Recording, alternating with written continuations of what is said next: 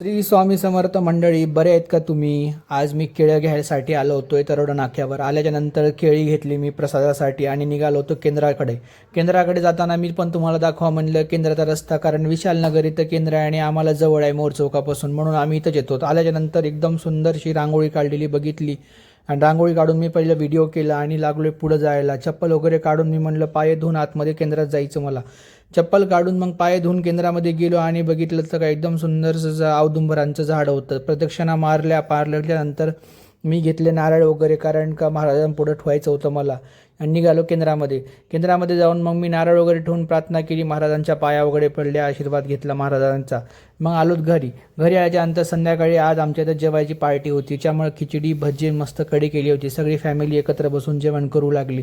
जेवण करताना मला भूक नव्हती म्हणून मी मस्त व्हिडिओ करायला लागलो आहे आणि हसून कॉमेडी करायला लागलो आहे. चला भेटूया नेक्स्ट ब्लॉगमध्ये. बाय.